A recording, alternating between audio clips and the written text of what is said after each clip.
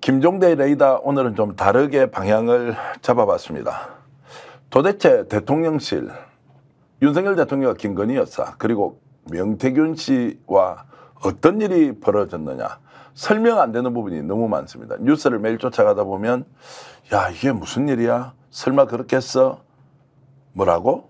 안전병이 주술사, 장립무사 그리고 조상의 공덕으로 태어난 사람 이런 이야기까지 들리고 있는 현재 상황 여러분들 어떻습니까? 그래서 오늘은 김종대 의원과 함께 지금까지 일어났던 일을 심리학적으로 분석한다. 아닙니다.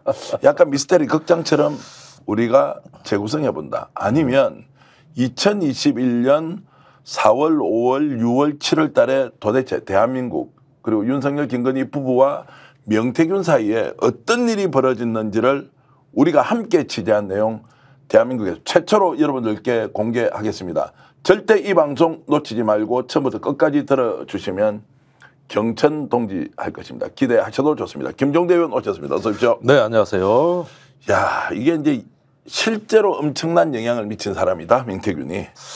예, 이제 상상 이상으로 우리가 상상도 못할 영향력과 그 권력, 김 여사하고의 어떤 아주 뭐 그냥 초월적 인간관계를 형성한 네. 거 아니냐. 이건 정말 우리 상상을 좀 예상을 벗어나는 영역에서 놀았던 것 같아요. 사실 믿지 않았지 않습니까? 우리가 그렇습니다. 천공 이야기 할 때도 야 설마 그렇게 했나라고 했는데 하나하나 사실을 밝혀내면서 엄청 우리가 충격을 받았는데 명태균 거는 훨씬 더하다 이런 생각이 좀 듭니다. 예, 완전히 어떤 권력을 지배한 거 아닌가 하는 의심이 들 정도입니다. 네. 이런 상황이면은 명태균 씨가 지금 상당히 많은 허풍 허세라 그러지만은 갖고 있는 파일들이 폭발력을 갖고 있는 건 분명하다는 걸 좀 말씀드려야 될 것 같네요. 자, 지금까지 보도됐던 내용 명태균 씨가 직접 언론에 나와서 밝혔던 걸 가지고 우리가 날짜별로 하나하나 추적을 해보겠습니다. 그렇게 한번 해볼까요? 자, 조금 복잡할 수 있지만 시청자 여러분 귀담아 들으시면 정말로 충격적인 내용이 담겨 있다 이 말씀 드리겠습니다. 일단 명태균 대표는 본인이 윤석열 대통령 부부를 6월 18일 날 만났다고 하는데 저희들이 취재를 해보니까 6월 18일 날 만난 거는 맞지만 그때 김건희 여사를 만났습니다. 그러니까 윤 부부가 아니라는 거죠. 네, 본인은 그렇게 하는데 실제 제가 정언이나 취재를 해보면 자, 김건희 여사를 먼저 만났다. 네, 김건희 여사를 만났다. 근데 식당에서 만난 걸로 돼 있죠. 아크로비스타 지하에 있는 식당에서 갈비탕을 먹고 있는 명태균에게 명 선생님일까라고 다가와서 이제 김건희 여사와 첫 대면을 이루죠. 그렇죠. 이제 약속이 된 거죠. 가서 이제 식사를 먼저 하라 그러고 잠시 후에 나타난 걸로 보여집니다. 네. 자, 그러면은 그 전에 이제 누가 소개를 했느냐 이게 궁금하지 않습니까? 지금은 이준석이나 글쎄 어떻게 그렇게 둘이 다이렉트로 바로 만났을까? 그럴 수 없지 않습니까? 거기에 소개한 분에 대해서 좀 말씀 좀 해주시죠. 실명 공개하지 않으셔도 됩니다. 그러니까 이야기는 그 한 일주일 전쯤 이준석 당대표가 당선된 날로부터 시작이 되는 것 같은데 이때 애치 교수가 급히 그 제2의원을 찾아온 것 같아요. 국회에서. 국회인지는 모르겠어요. 국회 맞나요? 그때가 6월 11일경이었던 것 같아요. 아마 이준석 당대표가 당선되자마자 거기에서 떨어진 제2의원이 있었고 여기를 H 교수가 찾아왔다. 그래가지고 여기서 처음 명태균 씨 얘기가 나온 걸로 돼 있고 그리고 제2의원 같은 경우는 뭐 그 명태균 씨가 오세훈도 만들었다던데 이런 이야기도 하고 또 애치 교수도 명태균을 잘 알고 이래서 여기서 김영선 의원한테 전화를 한 걸로 돼 있죠. 맞습니다.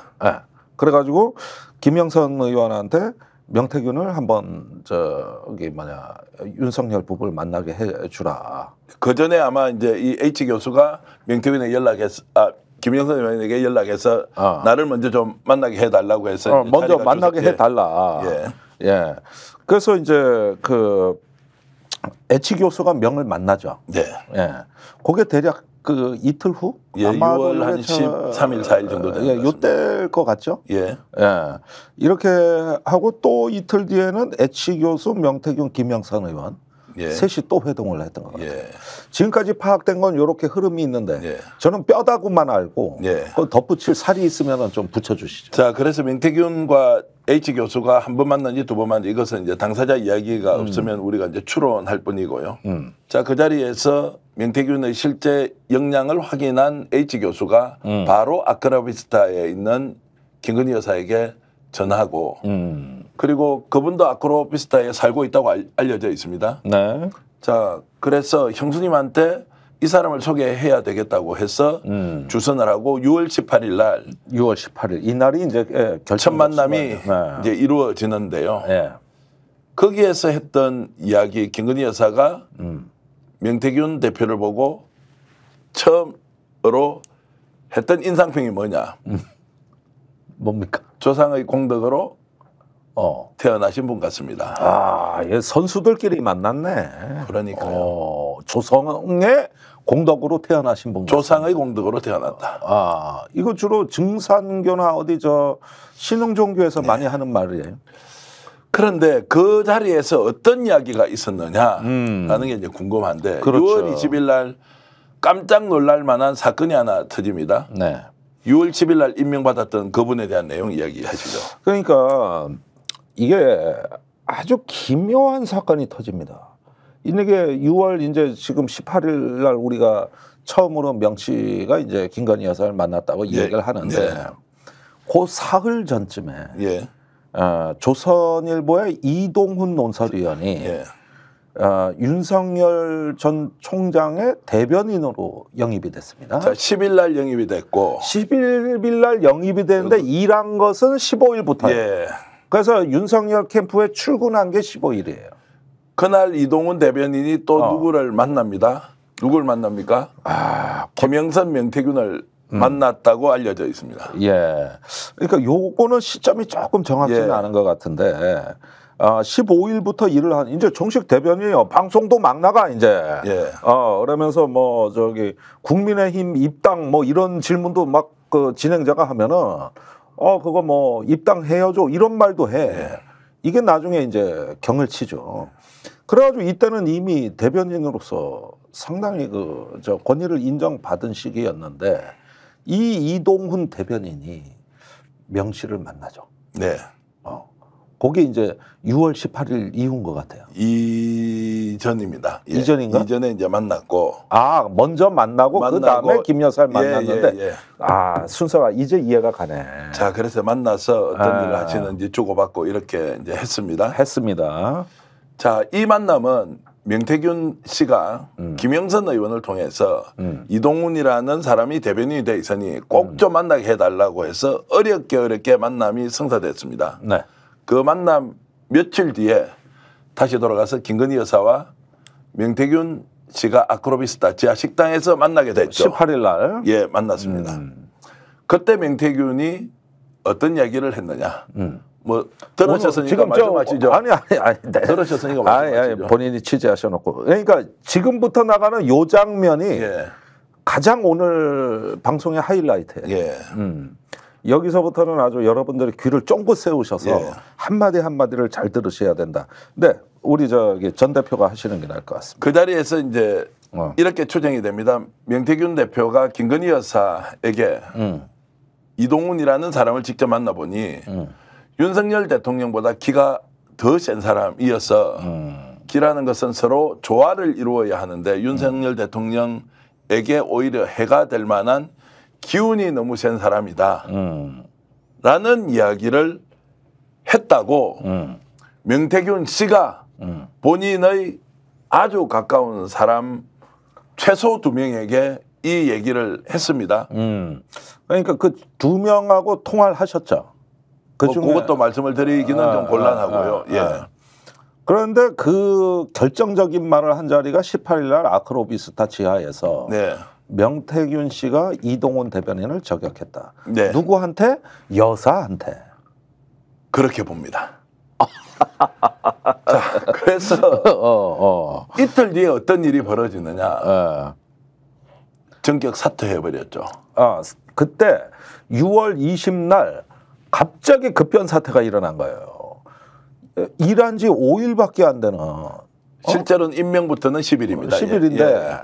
일한 지는 이제 5일밖에 안 돼 한참 언론에 이제 막 물이 오르는 그리고 조선일보는 이동훈 무슨 관계냐 대표가 이런 이야기하면서 와 이거 조선일보 이거 사표 내고 나와서 맡은 거거든요. 맞습니다. 근데 언론에 나온 지 한 5일 만에 일신사양의 사여로 사퇴한다. 하면서 건강 핑계를 댄다. 네. 건강이 안 좋아서 새빨간 거짓말이죠. 아. 자, 이동훈 사퇴 배경에 대해서는 그 당시에 많은 기자들이 왜 사퇴한 거야? 어떤 일이 벌어졌지? 궁금증을 낳았는데 결국 그 사유가 6월 말 정도에 언론에 보도가 됩니다. 그때는 이제 사퇴 이유가 이렇게 나왔죠. 어떻게 나왔습니까? 뭐 접대 골프 수백만 원의 예. 접대 골프를 받았다. 예. 아니 수백만 원의 접대 골프가 왜 갑자기 나타납니까? 예. 아니 그것도 이 저 6월 중순에 들어온 사람이 예. 어떻게 이렇게 우당탕탕 어디서 기관에서 정보가 온 거겠지. 또는 이 사람을 끌어내리기 위해서 누가 가지고 있던 예. 또 정보를 던졌을 수도 있고 그러면서 이 사람을 난도질을 해버렸죠. 자, 네. 이걸 다시 좀 여쭤보겠습니다. 조선일보 논설위원 정도 되면 골프장에 가서 운동을 할 때 자기 돈을 낼 가능성과 상대적으로 접대를 받을 가능성 중에서 예. 김 의원님 뭐가 더 높습니까? 아니 그건 물어보나 마나인데 네. 사실은 청탁금지법이 나온 뒤로는 많이 줄었고 네. 또 해서도 안 되는 일이죠. 네. 다 걸려요 지금. 기자는 이거 저기 못하게 돼 있다고. 네. 그랬는데 갑자기 이 파일이 튀어나온 거예요. 예. 이게 어디서 튀어나오냐고. 이거 평소에 그러고 드러나게 한 것도 아니라고. 청탁금지법이 엄연히 실정법이 있는데 네. 그게 어떻게 나오냐고. 그래서 한참 지나고 나서 네. 이동훈 당시 대변인이 이제 전 대변인이 왜 이거 그만뒀느냐라고 했을 때 본인이 또 희한한 이야기를 해서 사람들을 깜짝 놀라게 했죠. 네. 그게 99%짜리 이야기 뭐 이런 거 아니었나요? 59분 얘기 아닙니까? 예, 59분 이야기가 그러니까 그거는 1시간 중에 예. 예. 그거는 2022년도 얘기죠. 한참 뒤에 한참 뒤에 대통령 선거가 끝나고 예. 2022년 그 10월입니다. 예. 그러니까 정권 출범하고 5개월이 지났는데 예. 이때 이동훈 씨가 자기 그 SNS에다가 1시간이면 혼자서 59분 얘기한다. 네. 원로들 말에도 나를 가르치려 드느냐며 화부터 낸다. 거의 이건 뭐 저격성 아주 네. 정권 초에 그 서술이 시퍼렇던데요. 그러면서 항우가 왜 실패했냐 하면서 고사성어를 끄집어들여요. 옛것을 본받지 않았다. 그 자신의 지혜만 믿었다 했던 사마천의 말을 인용한다고. 그러면서 항우와 윤석열을 동일시해버리는 거죠. 네. 이게 페북에 나가가지고 저 대변인 했던 사람이라가지고 난리가 난 거예요. 난리가. 그 사람 그랬던 이동훈이 바로 1년 전에 잘린 그 이동훈이 있더라고. 자, 그걸 보면 이제 묵었던 감정이 어느 시점에 드러나고 그거를 감정을 이제 여과 없이 드러내면서 실체에 대해서 한번 국민들에게 알려줬다 이렇게 이제 해석할 수도 있고요. 네. 그 전에 예. 이 저기 6월에 이제 20일 날 잘리고 나서 석 달 뒤에 예. 9월에 예. 그 접대 골프가 큰 게 아니고 가짜 수산업자한테 이동훈 씨가 금품 상납을 받았다는 뉴스가 터져요. 네. 예. 이래가지고 청탁금지법 위반으로 어떻게 되냐? 검찰로 그때 송치가 돼요. 그러니까 아주 제대로 조져놓은 거예요. 제대로 조진 거라고. 자, 이 장면에서 두 가지 이제 가설이 존재할 수 있습니다. 첫 번째, 말씀하신 대로 모르던 비위 사실이 드러나서 대변인직을 도저히 수행할 수 없으니까 그만둬야 한다라는 것을 조기에 발견하고 정리했다라는 가설이 하나 있고 명태균 씨가 본인의 가까운 지인에게 했던 말은 희한하더라. 내가 그 말을 하자마자 2, 3일 뒤에 진짜 잘리더라. 진짜 잘려버렸더라. 실제 이 사람은 기운이 너무 세고 윤석열 대통령에게 오히려 충돌이 생겨서 도움이 안 될 것 같다라고 전언했는데 직접 여사에게 얘기했는데 혹시 그것 때문에 잘린 거 아니냐라고 하면서 본인도 굉장히 놀랐다. 자, 이 장면. 그러는데 한 가지 짚히는 건 뭐냐면 이동훈 대변인이 그 방송에 나가가지고 저기 그 윤석열 총장이 국민의힘에 입당할 것 같냐 그러는데 입당해야 된다 그랬어요. 네. 그런데 이 말에 윤석열 총장이 당시에 화를 낸 걸로 돼 있거든요. 그래서 윤 총장이 직접 나서서 그 아직 검토된 바 없다는 말을 합니다. 근데 사실은 한 달 후에 입당을 했거든, 국민의힘에. 그러면 요거는 윤석열 총장하고 이동훈 대표 간의 혼선으로 얼마든지 관리하면 되고 이렇게 잘 앞으로 재발 방지하도록 하면 되는데, 마치 이런 현상이 제가 보기에는 자기 보스 머리 위에 올라타서 전행을 할 사람이다, 윤 대통령하고 절대 안 맞는다, 이렇게 해석을 확대해버리는, 네. 더 사태를 악화시킨 뭔가가 있지 않겠느냐 하는데 때마침 명태균 씨 말이 나온 거예요. 네. 이동훈 대변인은 절대 윤석열하고 맞지 않는다.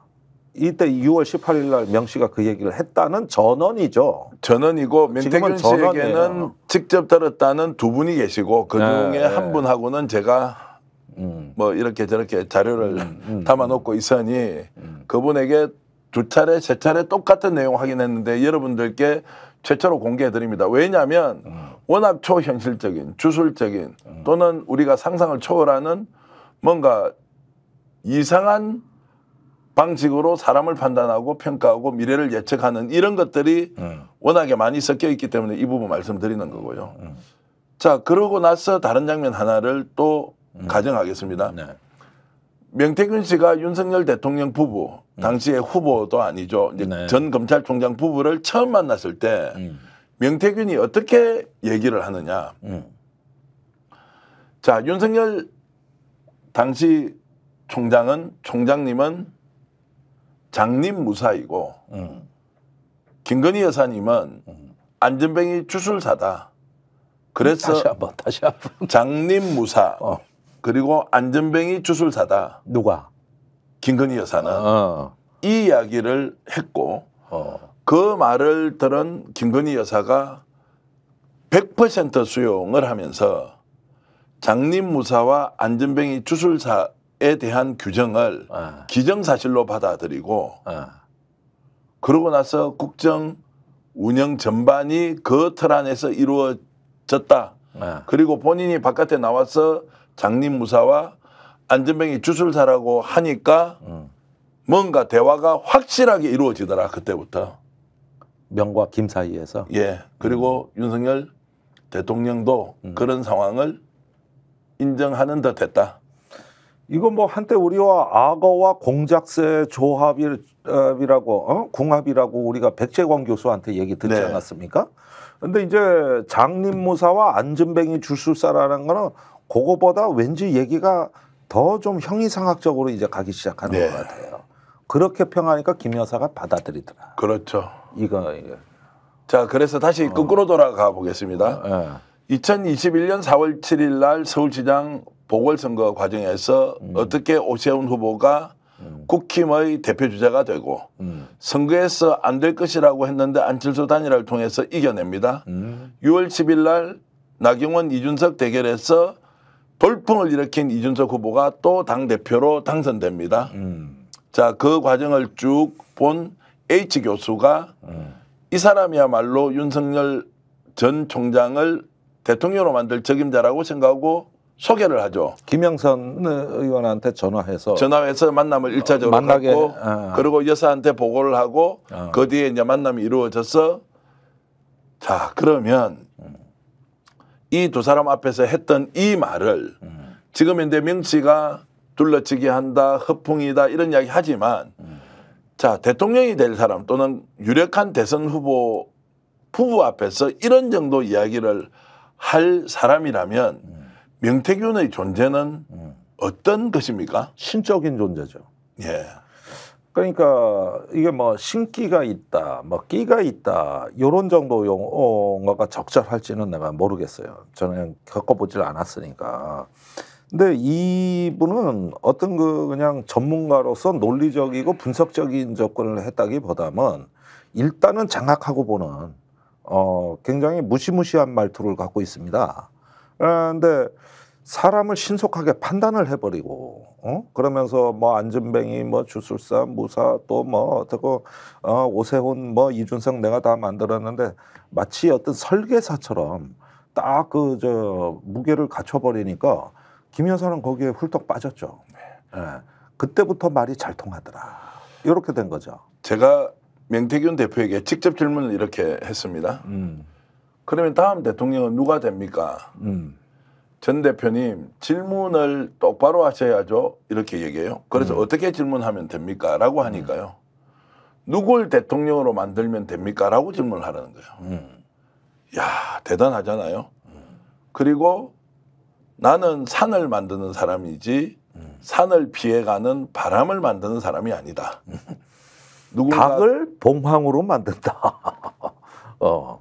거의 뭐 천공은 저리 가라고만. 그러니까요. 그러니까 어떤 사람이 정치를 하려면 산이 있으면 피해가야 하는데 바람은 산을 뚫고 갈 수가 없다는 거예요. 어떤 사람이 여론을 얻고 민심을 받아들여서 큰 정치를 하려면 스스로 산을 만들어서 그 상황을 주도해야지 어떻게 바람이 산을 피해가면서 당신의 뜻을 받들 수가 있겠느냐. 자, 중국 고전 그리고 역사서 엄청나게 읽어보셨지 않습니까? 혹시 이런 내용이나 단어 또는 문장이 있습니까? 이거는 이제 그 주로 선승들의 대화에 많이 나오죠. 예. 이런 식의 대화나 그 이제 뭐 도교나 유교 쪽의 대화도 아니죠. 네. 이거는 불가에서 선승들의 선문선답. 예. 거기서 나오는 이제 그 대화법이고 스스로 이제 마음을 다스려서 깨달은 현자들이 하는 대화. 그러니까 스스로를 그 위치에 갖다 놓은 거죠. 그 실제 대단한 거 아닙니까? 이 자체만 놓고 보면. 아니, 국정농단은 둘째치고 이 정도 아니, 얘기를 하면서 대통령 후보 부부 앞에서 이런 정도 말을 하면서 야, 사로잡을 수 있다. 그리고 이미 입증돼 있는 레코드, 자, 이력이 있다, 경력이 있다라고 했을 때, 그러니까 흡인력 있는 표현력은 내가 인정을 할 수밖에 없을 것 같아요. 이런 언어 구사는 우리 같이 이렇게 그 저 전문가 패널 같은 사람들에서는 나올 수 없는 언어고, 약간 뭐 어떤 선문답하고 영리나 주술이나 또는 역학을 많이 그 본 사람들한테서 나오는 거거든요. 그러니까 분명히 이거는 어떤 그 명리학이나 음양 이론이나 이런 부분에서 뭔가 좀 많은 영감을 받은 것 같아요. 근데 이게 현대에는 이런 말 쓰는 사람들이 별로 없기 때문에 어쩌다가 이런 표현력으로 싹 안고 들어오고 압도해버리면은 순식간에 사람이 당할 수도 있는 거예요. 네. 그러니까 우리는 이미 이런 말투가 사라졌기 때문에 무언가 나의 불완전한 확신을 확 강화시켜주는 느낌이 드는 거죠. 그러니까 내 존재의 모호한 측면을 명료하게 딱딱 이렇게 정해주는 듯한 말투기 때문에 정리가 빠른 거야, 이게. 그러면서 이제 사람들이 자연스럽게 흡입이 되는 거죠. 자, 조상이 공덕으로 태어난 분이다. 그건 뭐 저 신흥종교에서 많이 하는 얘기지. 안전뱅이 주술사 그리고 장림무사 이제 이런 이야기가 굉장히 이제 초현실적인 초월적 대화잖아요.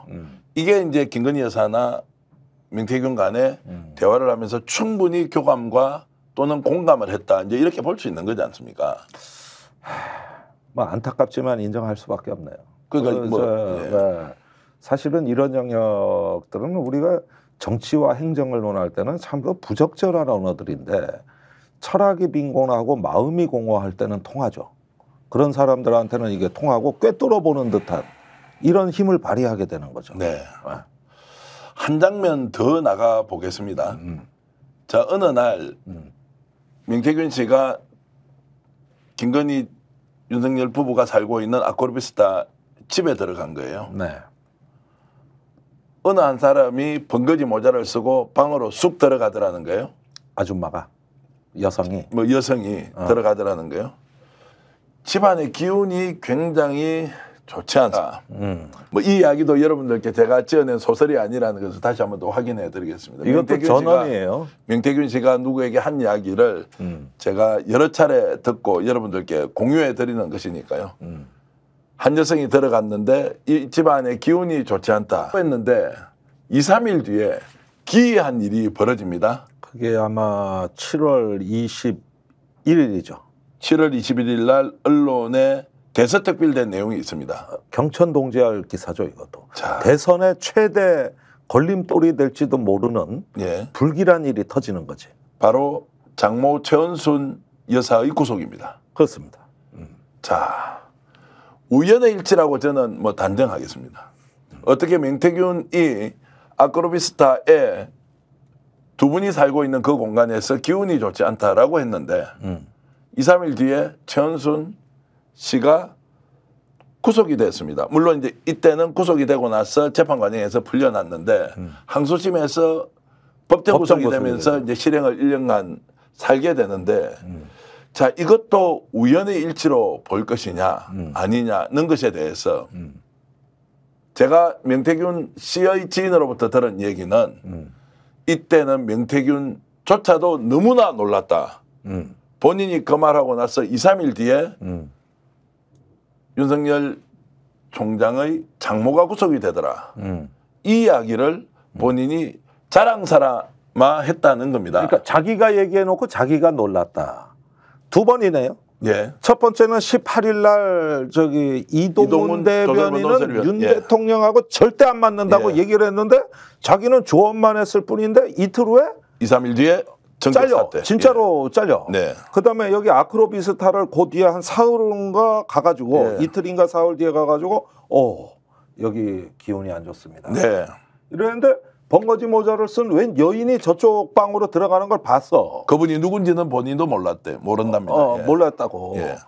그런데 이제 보니까 그 분이 이틀 후인가 이제 구속이 된 거예요. 그분인지 뭐 장모는 구속이 됐으니까 그분과 장모가 일치하진 않지만 네. 어쨌든 그 구속되는 소식을 듣고는 본인이 너무 놀랐다. 네. 야, 이런 정도면은 제가 아는 인물들이 몇 있는데 그 히틀러가 별 볼 일 없을 때 화가 노릇할 때 만난 하우스 호퍼라는 예. 티벳 밀교에 깊이 심취한 예. 지정학자. 예. 사실은 사입인데 예. 이 사람이 나치의 2인자가 되죠. 네. 그래서 그 나치의 문양이 그 티벳 불교 문양이거든. 거기서 뺏긴 거예요. 그거밖에 없어요. 자, 우리가 근거를 조금 더 찾아 들어가 보겠습니다. 자, 엊그제 오빠 논쟁이 엄청나게 일어났습니다. 친오빠냐 그 오빠냐. 친오빠냐 대통령이냐 이 논란이 전국민 있었을 오빠 때 찾기 운동이 벌어질 판이에요. 시점은 아마 지금 우리가 얘기하는 그 정도의 대선이 이루어지기 전에 2021년도 상황으로 추정이 되고요. 밤 네. 늦게 자, 두 사람이 카카오로 대화를 나누는데 거기 오빠라는 게 나왔는데 자, 용산에서 발표한 건 뭡니까? 그 오빠는 김건희 여사의 친오빠다라는 것. 조금 전에 우리가 얘기 나누고 있는 번거지 모자라는 것. 그러면 대선 경선 또는 대선 준비 과정에서 오빠가 거기에 있었다는 거 아니에요. 그렇죠. 그러니까 오빠하고 명태균 씨가 서로 소통을 한 거 아니에요. 이준석과 무슨 문제가 있었다 없었다. 그리고 오늘 제가 놀라운 이야기 하나는 이 사실을 오빠와 관련돼서는 친오빠라는 거를 우리 잘 알고 있는 서정욱 변호사가 야, 그 대통령 아니야. 원래 제가 친오빠야. 그 방송에 있었어요. CBS 토론 때 그 얘기를 하더라고요. 그러니까요. 그게 친오빠 아니에요. 네. 그러면 번거지 모자, 친오빠. 그리고 시점이 비슷한 시점에 이런 일들이 벌어졌다. 그 판을 전체적으로 누가 주도하고 있었느냐? 김 여사와 김 여사의 오빠. 자, 그때 그러면 윤석열 전 검찰총장 또는 대통령 후보의 존재는 무엇이었느냐? 이 질문이 자연스럽게 나오지 않습니까? 그러니까 장립무사란 말이 이제 그 꽃이죠. 장립무사란. 자, 그래서 김건희 여사가 어느 시점에 자, 조용히 내조만 하겠다라고 했던 그 장면. 그런데 그 이후에 지금 벌어지고 있는 모든 일은 조용한 내조가 아니라 오히려 대통령보다 더 강력한 힘으로 전방위로 활동하고 있지 않습니까? 아니 그런데 이것도 이해를 해야지. 실제 윤석열이 아는 게 없거든. 실제로. 그래도 무식한 건 맞거든. 예. 그리고 이제 저기 검찰에서 나와가지고 주변에 정치를 아는 사람도 참모들 없을 거거든. 그러니까 저기 김건희 여사는 본인이 다 챙기고 내가 그 저기 길을 닦지 않으면은 우리 아저씨는 저 할 줄 아는 거 아무것도 없기 때문에 여기서 이러다가 그냥 뭐 옛날 반기문 같이 쓰러지고 만다고. 그러니까 어떤 기가 센 책략, 책사 거기에다가 우리의 어떤 그 영혼의 공백까지 메워주는 이 탁월하시고 훌륭하신 선생님이라도 모셔서 여기서부터 방향을 잡고 제대로 해야 될 거 아니냐. 그때 뭐 진중권 씨도 뭐 사실은 다녀갔고, 그러니까 이런 사람들 불러들은 게 다 김건희 여사죠. 김 여사가 다 거기 아크로 오는 사람들 명단 리스트를 짠 거 아닙니까? 자, 그러면 우리가 이제 이 2021년도 대선 경선 과정 그 이전에 출마 결심 또 입당 대변인 임명 사퇴 문제 이런 것들을 종합적으로 이렇게 봤을 때 우리가 일반적으로 이해할 수 있는 범위를 훨씬 넘어선 이상한 방식의 대선 캠프 또 실질적인 운영 그리고 인사 조치 이런 것들이 이루어졌다. 그런데 대선이 그렇죠. 끝나고 인수위가 됐을 때 자, 직접 명태균 대표가 이런 얘기를 하죠. 인수위에 오라고 했다. 면접관으로 활동하라고 했다. 자, 이 부분에 대한 해석이 꼭 필요합니다, 지금. 네, 이런 게 있어요. 이게 이제 드디어 이제 독배를 마시는 상황으로 이제 진입을 하는데, 일단은 저기 뭐야 명태균 씨는 김건희 여사를 만나는 순간 장악하고 주변에 걸리적거릴 것 같은 사람을 빠르게 제거했어요. 의외로 김건희 씨가 더 말을 잘 들었다고. 그러면서 순식간에 그 윤석열의 어떤 그 등 뒤에 서서 자기 표현대로 그림자가 돼버린 거예요. 그리고 또 오빠하고도 불화를 겪어요. 이건 뭐냐면은 이분은 저 남의 말을 듣고 참모 역할 하는 분이 아니에요. 명태균 씨는. 그러다 보니까 누가 조금 기가 세고 저기 활동이 넓어질 것 같으면 바로바로 이제 걸리적거리면 제거해버렸단 말이에요. 또는 견제해버렸다는 거죠. 그래가지고 자기가 장악을 하는 걸로 했는데 불과 열흘도 안 걸렸다고. 이래는 시간이. 열흘도 안 걸렸어요. 열흘도. 그러니까 이때부터 이제 그 이후에 이듬해 대선이 갔을 때는 이때는 저기 뭐랄까 그 일정 정도의 어떤 그 그림자 권력으로서 아주 확고부당한 위상을 확립했을 것 같고 네. 오히려 김건희 여사가 명태균 씨한테 의지하거나 매달리는 이런 어떤 그 종속 관계로 이미 형성이 되어 있는데 이런 걸 요즘 가스라이팅이라 그러는 거예요.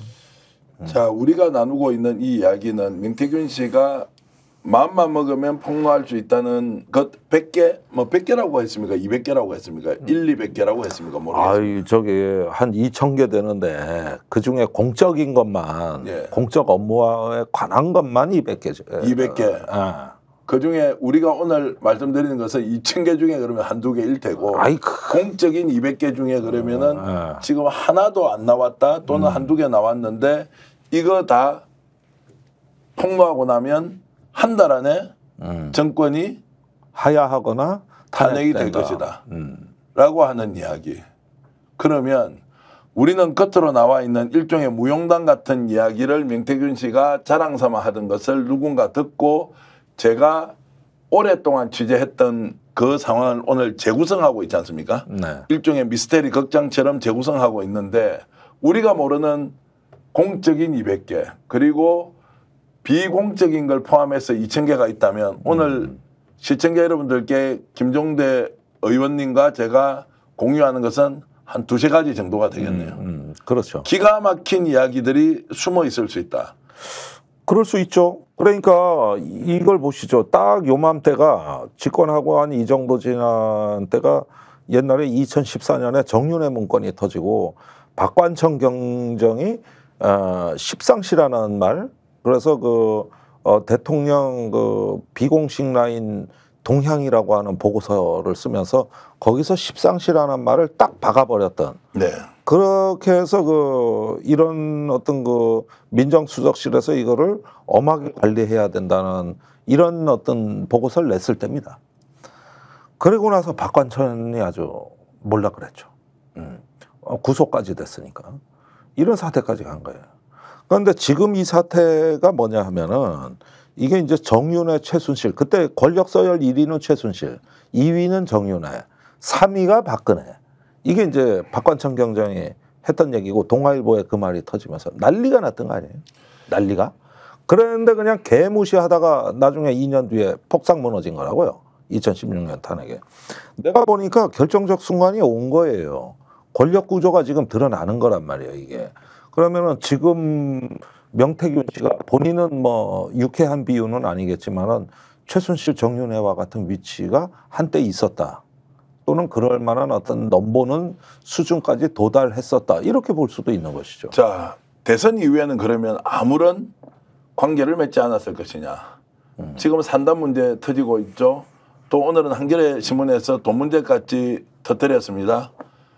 대선 이후에 있었던 여러 가지 일은 지금 드러나지도 않은 것 같은데 대선 이전에 어떤 역할을 했느냐. 좀 더 나가면 지난 총선 과정에서 과연 실패한 로비로 끝나고 말았을까? 실패하기 전에 어떤 작업들을 용산을 향해 또는 김건희 여사를 향해서 명태균이 부탁을 했을까? 김영선 의원은 어떻게 활동을 했을까? 여기까지 가면 사실 명태균 씨가 얘기하고 있는 그 200가지의 공적인 일이 드러날 수도 있다. 예. 그러니까 지금 대선이 끝나고 나서는 대략 한 3가지 건이 있었던 것 같습니다.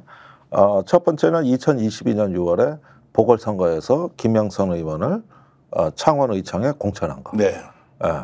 두 번째는 올해 있었던 총선에서 거꾸로 컷오프 예. 당한 거. 이 부분이 있는 것 같고 이제 또 지금 터진 건 뭐냐면은 작년 3월에 그 창원 국가산업단지 그거를 갖다가 대통령이 발표하기 전에 알고 움직였다는 거. 네. 지금 나오는 굵직굵직한 건 전부 대선이 끝나고 맞습니다. 벌어진 일이에요. 대선이 끝나고도 갖고 있는 영향력입니다.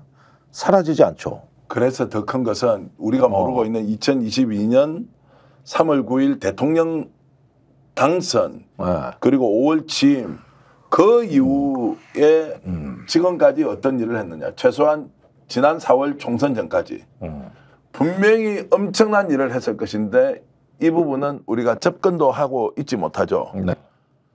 자, 그렇게 본다면 천공이 위냐 만공이 위냐 아니면 건진이 위냐 누구냐 이런 이야기가 얼마나 허무맹랑하냐. 최초에 접근해서 두 사람이 만나서 상대에 대한 평가를 하고 대통령 부부를 만났을 때 또 명태균 대표가 했던 얘기 그 이후에 여러 가지 인사조치 특별한 정치적 상황 이런 거 연결해 보면 정말로 우리는 빙산의 제일 봉우리만 보고 있는 거 아니냐라는 이제 생각이 들어서 그렇죠. 빙산의 일각이죠. 이건 얼마나 많은 스토리가 축적돼 있겠습니까? 그런데 이제 그 대신에 큰 프레임은 이제 나온 것 같아요. 어떤 식이냐? 대략 3가지 아닙니까? 공천 개입.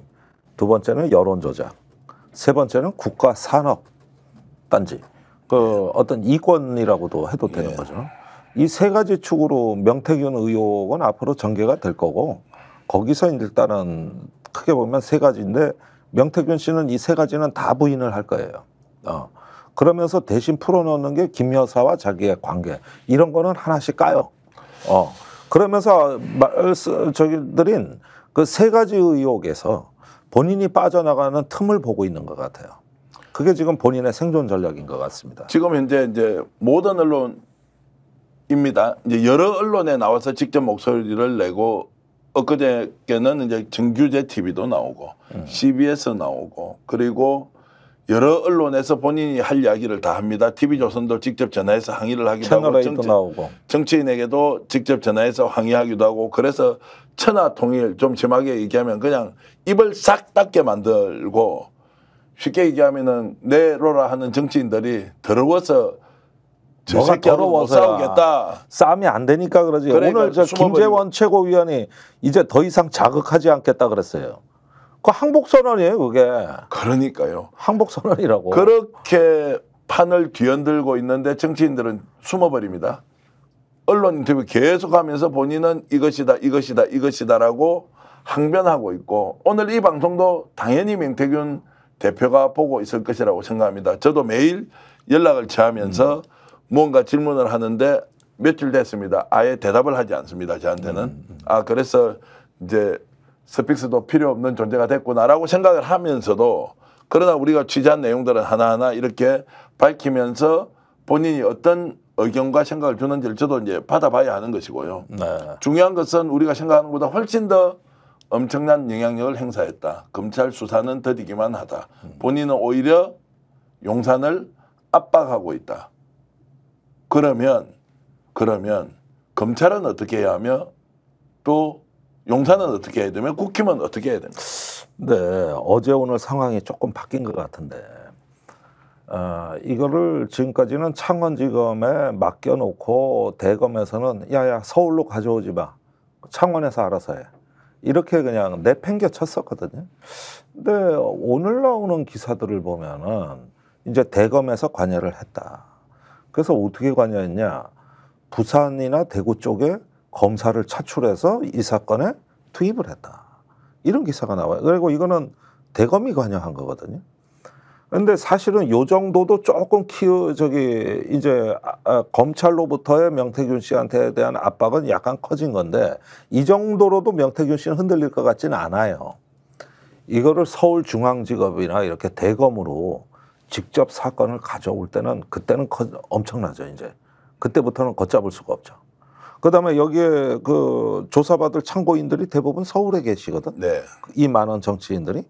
어떻게 보면은 창원 쪽은 그 지역에서 여론조사한 거나 조사하고 또 뭐 정치자금법, 정치관계법 위반 이런 거나 조사하고 사실 우리가 제일 궁금해야 하는 거는 전부 다 서울중앙지검이나 이런 데서 해야 될 사안이죠. 그렇게 됐는데 일단은 이건 폭탄 돌리기 같아서 가져오고 싶지를 않은 거야. 그렇다고 그냥 이 여론에 질타해서 마냥 가만히 있을 수 없으니까 대검이 개입을 해가지고 조금 더 수사 진영을 제대로 갖춰라. 여기까지 된 거야. 용산은 이 상황을 냉정하게 바라보면서 어떻게 했으면 좋겠다는 코칭을 하고 있을까요? 근데 일단은 용산의 기능은 지금 고장난 것 같습니다. 네. 속수무책 당한다. 그러니까 지금 명태균 현상이라고 해도 과언이 아닌데 그 2019년에 개봉한 조커라는 영화가 있습니다. 그 뉴욕을 무대로 해서 광대 그 주인공이 세상의 부조리함에 완전히 짓밟히고 모멸감을 느껴서 악당으로 변해가는데 그거에 대중들이 환호하는 컬트 영화죠. 근데 지금 명태균 씨는 한국의 조커가 되고 있다. 이 사람이 무언가를 터뜨리고 무언가를 할 때마다 모든 언론이 가서 마이크를 들이대고 받아 적게 할 준비가 되겠다. 이건 벌써 떴다는 얘기거든. 그러니까 그 영화의 장면하고 지금 똑같은 스토리로 간다. 그러면서 이 정치의 부조리한데 맞서는 인물로 돌변한다는 거야, 이게. 모든 언론이 써주면서. 그렇게 되니까 국민의힘에서 저 뻥이야, 사기꾼이야, 허풍이야 이 말 해도 소용이 없는 거야. 그리고 뭘 자극하기만 하면 되돌아오니까 이제는 전부 입 다물어 버리는 것이죠. 그러니까 오늘 김재원 최고의 저 굴욕적 항복 선언을 봐요. 저거는 전쟁터에서 완전히 등본을 보이면서 내빼는 아주 비루한 태도거든, 저게. 에? 속수무책으로 당하고 있다. 용산은 대책이 없다. 컨트롤 타워도 없다. 김건희 여사가 어떤 말을 할지 질문조차 할 수 없다. 국힘은 어떤가? 괜히 끼어들었다가 큰 코 다칠 수 있다. 가만히 있는 것이 상책이다. 다 도망갔나? 검찰은 어떻습니까? 자, 만인은 법 앞에 평등한데 혹시 범법 사실을 여전히 확인하지 못했기 때문에 적극적으로 수사를 하지 않는 겁니까? 아니면 누군가의 지시를 기다립니까? 눈치를 봅니까? 이 속수무책의 대한민국에 명태균 대표는 본인이 하고 싶은 이야기를 천지사방으로 하고 있습니다, 여러분. 이걸 어떻게 봐야 할지. 명태균 현상이다. 명태균 현상이다. 네, 그렇게 그리고 부릅니다. 차라리 이럴 바에는 명태균이 그 숨어있는 진실을 폭로해서 대한민국이라도 바로 잡으면 좋겠다라는 의견도 나오고 있습니다. 그러니까 난 그 역할도 긍정적인 방향으로 할 수 있다고 봐요. 네. 명태균 씨가 할 수가 있는데 이게 세상이 엽기와 변태로 얼룩지고 이 부조리한 현실이 계속 드러나니까 뭐 여론도 조장, 무슨 뭐 공천도 로비 이러다 보니까 이게 온갖 그냥 썩은 구덩이에서 그냥 구더기가 끓고 있는 이런 걸 보니까 이런 데서 악당이 되는 명태균이 오히려 인간적으로 보이는 거야. 네. 그게 영화 조커에서 그 악당이 영웅이 된 이유요. 그러니까 지금 내가 봐도 이런 부조리한 오물덩이에서는 차라리 착하고 순하게 살면서 맥없이 당하는 사람보다는 기득권자들, 최고의 권력자들을 그냥 한 방에 보내버리는 이런 명태균이 인간적으로 보인다. 이 현상이 나타난 게 이게 바로 명태균 현상인 거예요. 이게 명태균 현상이에요. 오늘 김종대 레이더 결론은 명태균 현상이다. 대한민국이 그 안에 빠져 있다. 어떻게 이 수렁을 벗어날 수 있을지 여러분, 그리고 김종대 의원이 함께 깊이 고민해야 하는 시간이라고 생각합니다. 오늘 방송 여러분 어떠셨습니까? 알려드릴까 말까, 공유하면 혹시 문제는 되지 않을까 고민 끝에 정말로 오늘 김종대 의원과 방송 전에 여러 이야기를 하고 실제로 이 내용을 정언해 주셨던 분과 통화까지 하면서 한 번 더 확인하고 여러분들과 나누었다, 이 말씀 드리면서 정성을 다한 김종대 레이더 재밌게 들어주셨으면 고맙겠습니다. 구독, 좋아요는 저희들에게 큰 힘이 됩니다. 그리고 자막으로 나가는 저희들 제보, 여러분들의 주장을 담아서 직접 말씀하실 기회도 드리고요. 오늘 이렇게 제보가 들어온 내용을 취재하고 또 취재해서 여러분들과 함께 공유하는 것은 바로 여러분들이 알고 있는 제보의 힘입니다. 오늘 김종대 레이더 여기까지 모두 마치고요. 남은 주말 휴일 여러분들 행복하게 보내시길 진심으로 바라겠습니다. 고맙습니다.